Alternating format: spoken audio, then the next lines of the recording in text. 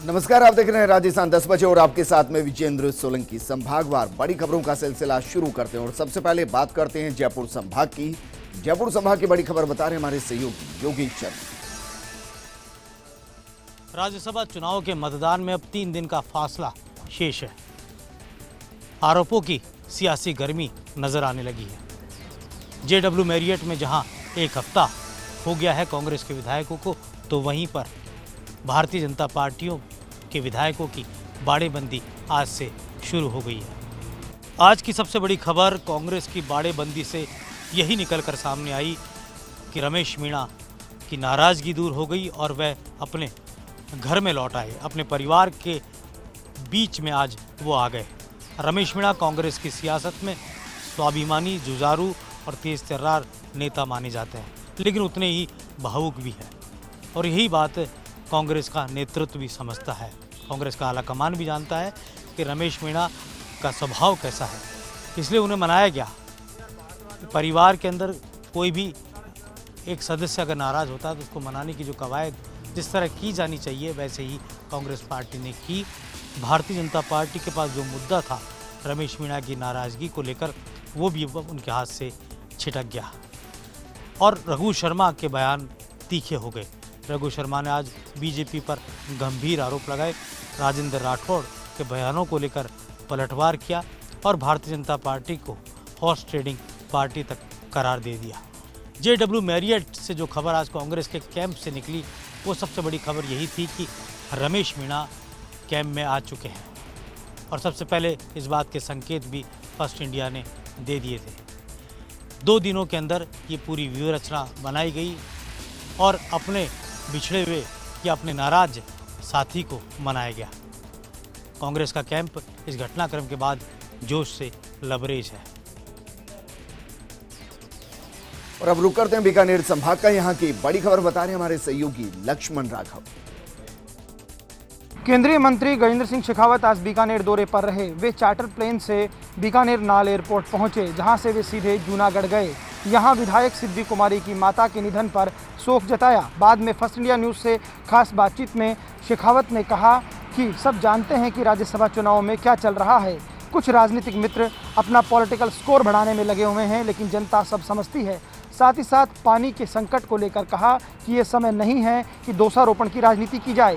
बिना सिर और बिना पैर के घोड़े दौड़ाने की आदत कुछ राजनीतिक मित्रों को लगी है, जो अपनी पॉलिटिकल स्कोर सेटल करने के लिए भी ऐसे अवसरों का उपयोग कर रहे हैं। जो भारत सरकार का कुल राजस्व है उसमें 32% हिस्सा राज्यों को मिलता था। हम राज्यों में इस तरह का काम चल रहा है। उत्तर प्रदेश बहुत तेज गति के साथ में काम कर रहा है। तेलंगाना लगभग पूरा करने वाला है। बिहार लगभग पूरा करने के कगार पर खड़ा है। मुझे लगता है कि इस दोषारोपण की राजनीति से आगे उठ करके इनको जनता को किस तरह से सहयोग मिले, जनता को किस तरह से सहूलियत, और विशेष रूप से माओ माता बहनों को ये जो ड्रेजरी है, जो पानी उठाने के लिए लेकर के जाने की जो उनका अभिशप्त जिसके लिए है, उससे मुक्ति मिले। राज्यों को जो हिस्सा दिया गया है उसको वे काम में लाएं और राज्य का विषय है जल, लेकिन केंद्र सरकार भी भरपूर मदद कर रही है। इसलिए ये कोशिश की जाए कि राज्य में कहीं भी जो ये प्रथा है कि पानी सर पर लाया जाता है उससे छुटकारा मिले और जल प्रबंधन सही तरीके से हो सके। वहीं जोधपुर संभाग की बड़ी खबर बता रहे हैं हमारे सहयोगी राजीव गौर। कोरोना के कहर के बीच कई तरह के लोग प्रभावित हुए हैं, तो सबसे ज्यादा प्रभावित हुए थे कलाकार, जो अपनी कला का प्रदर्शन करके अपना पेट भरा करते थे, परिवार पाला करते थे। मगर जब कोरोना का ये जो 2.5 महीने का जो समय निकला है, उन कलाकारों के लिए बहुत ही चिंताजनक निकला है। जो वरिष्ठ कलाकार हैं और अंतर्राष्ट्रीय स्तर पर ख्याति प्राप्त है, कालबेलिया की जो लोग कलाकार है सेनू सपेरा, वो इन दिनों ऑनलाइन माध्यम से, चाहे अमेरिका हो, जर्मनी हो, फ्रांस हो, रूस हो, वहाँ के विद्यार्थियों को ऑनलाइन तालबेलिया डांस सिखा रही। साथ ही राजस्थान सरकार से उन्होंने आग्रह किया है कि जो कलाकार इस कोरोना से प्रभावित उनको विशेष पैकेज दिया जाए, क्योंकि वे सुबह जाते शाम तक अपनी कला का प्रदर्शन करते, शाम तक कमा कर लाते थे। ये जो कोरोना का विकट हाल रहे हैं उसके चलते उनका परिवार बेहाल हो गया है और कहीं ना कहीं जिस तरीके से अगर पैकेज दिया जाता है तो उनको आर्थिक रूप से मदद होगी। क्योंकि खुद सेनू सपेरा ने बताया कि मुख्यमंत्री अशोक गहलोत ने पिछले शासन में भी कलाकारों के लिए कॉलोनी की व्यवस्था की, उनके लिए प्लॉट इत्यादि की व्यवस्था की, तो निश्चित रूप से मुख्यमंत्री कलाकारों का दर्द समझेंगे और ऐसे में अब मुख्यमंत्री से कहीं ना कहीं उनको उम्मीदें भी हैं। खुद सेनू सपेरा 6 महीने हिंदुस्तान में 6 महीने बाहर अपनी कला का प्रदर्शन करती रहती है, मगर इस बार कोरोना के चलते यहीं रह गई है और यहीं से कहीं ना कहीं अब इस कला की संस्कृति को अलग अलग देशों के अंदर विद्यार्थियों को ऑनलाइन सिखाकर कहीं ना कहीं इस कला को जिंदा रखने की कोशिश कर रही है। और अब रुक करते हैं भरतपुर संभाग का। यहाँ की बड़ी खबर बता रहे हैं सवाई माधोपुर से हमारे सहयोगी संदीप गोयल। सवाई माधोपुर जिले का गंगापुर सिटी कस्बा आज एक नई खुशखबरी लेकर आया। गंगापुर सिटी के कोविड केयर सेंटर में कोरोना का उपचार ले रहे पॉजिटिव मरीजों में से आज 8 पॉजिटिव मरीज पूरी तरह ठीक होकर अपने घरों को लौट गए। गंगापुर सिटी कस्बा जिले में कोरोना का हॉटस्पॉट बनता जा रहा है, जिसको लेकर क्षेत्र के लोगों की चिंताएं भी बढ़ती जा रही हैं। जिले में अभी तक मिले कुल 63 मरीजों में से 48 पॉजिटिव मरीज गंगापुर सिटी क्षेत्र में मिले हैं। वहीं जिले में अभी तक हुई 5 मौतों में से 3 मौतें गंगापुर सिटी क्षेत्र में हुई हैं। लेकिन इन सब के बीच आज गंगापुर सिटी कस्बा एक नई खुशखबरी लेकर आया और जवाहर नवोदय विद्यालय में बने कोविड केयर सेंटर में उपचार ले रहे 8 कोरोना पॉजिटिव मरीजों को पूरी तरह से ठीक होने पर घर भेज दिया गया। अतिरिक्त जिला collector Navratan Kohli, SDM Vijendra Meena, BCMO doctor BL Meena के निर्देशन में चिकित्सा टीमें कोरोना मरीजों के उपचार में जुटी हुई हैं। Gangapur city PMO doctor Dinesh Gupta के नेतृत्व में उपचार में जुटी इन चिकित्सा टीमों ने 11 मरीजों को पूर्व में ठीक करने के साथ ही अब तक कुल 19 कोरोना पॉजिटिव मरीजों को ठीक कर अपने घरों पर भेज दिया है। गंगापुर सिटी के कोरोना हॉटस्पॉट बनने के साथ ही चाहे आज एक नई खुशखबरी मिली हो, बावजूद इसके प्रशासन का गंगापुर सिटी के लोगों से अनुरोध है कि बेवजह बाहर नहीं निकलकर कोरोना के संक्रमण को फैलने से रोका जाए। वहीं गंगापुर सिटी के प्रबुद्ध लोगों ने प्रशासन से मांग की है कि ऐसे लोगों के खिलाफ सख्त कार्रवाई अमल में लाई जाए। और अब रुक करते हैं अजमेर संभाग का। यहाँ की बड़ी खबर बता रहे हैं हमारे सहयोगी कौशल जैन। 1 करोड़ रुपए के अवैध गांजे की खेप को पकड़ने में पुलिस को मिली बड़ी कामयाबी। कटहल की आड़ में 480 किलो गांजे की हो रही थी परिवहन की कार्यवाही। देश के एक राज्य से दूसरे राज्य में मादक पदार्थों की सप्लाई के लिए अब तस्करों की नजर राजस्थान पर टिकी हुई है। तस्करों ने राजस्थान को अवैध परिवहन के लिए सबसे सुरक्षित मानते हुए अपनी कार्यवाही अंजाम देना शुरू कर दिया है, तो वहीं पुलिस की निगाहें भी चौकस हो गई हैं। हैदराबाद से गुड़गांव की ओर एक ट्रक में भरकर ले जाए जा रहे अवैध गांजे की खेप को जब्त करने में पुलिस को बड़ी सफलता हाथ लगी है। 20 बोरों में भरे 480 किलो गांजे की वर्तमान बाजार कीमत लगभग 1 करोड़ रुपए से ज्यादा आंकी गई है। मामले का खुलासा करते हुए एडिशनल एसपी जय नारायण मीणा ने बताया कि पुलिस को नाकेबंदी के दौरान संदिग्ध दिखाई दे रहे ट्रक पर शक हुआ, जिसे रोककर जांच की गई तो मामले का खुलासा हुआ। सड़े गले कटहल के नीचे जैसे ही गांजे के बोरे दिखे तो पुलिस के पैरों तले जमीन खसक गई। 20 बोरों में भरकर 480 किलो गांजे की खेप और ट्रक को जब्त किया गया। ट्रक में सवार 2 आरोपियों को भी पुलिस ने गिरफ्तार किया। फिलहाल पूछताछ की जा रही है।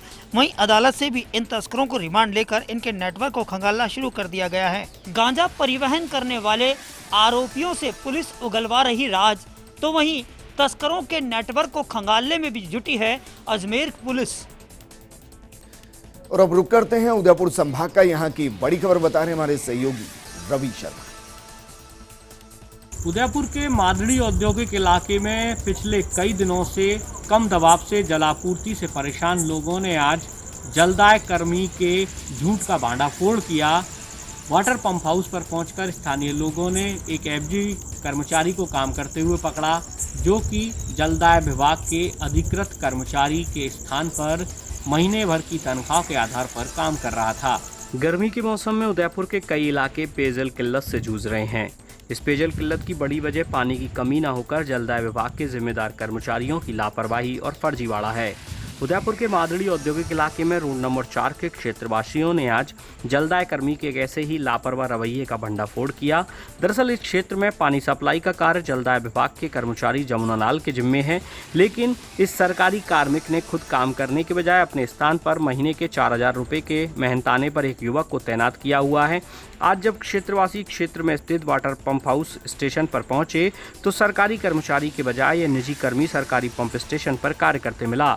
ऐसे में क्षेत्रवासियों ने न सिर्फ इस कर्मचारी का वीडियो बनाया बल्कि इसके सोशल मीडिया पर भी वायरल कर दिया है। पूरे घटनाक्रम से स्थानीय लोगों ने जलदाय विभाग के आला अधिकारियों को भी अवगत कराया है।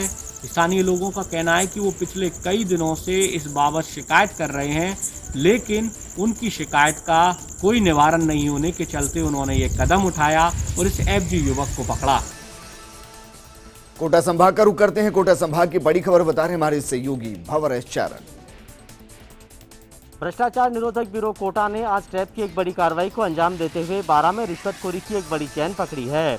कोटा एसीबी ने 12 में वरिष्ठ लिपिक आशीष कुमार शर्मा के अलावा 2 अध्यापकों अजय गर्ग और अशोक शर्मा को आज ट्रैप किया है।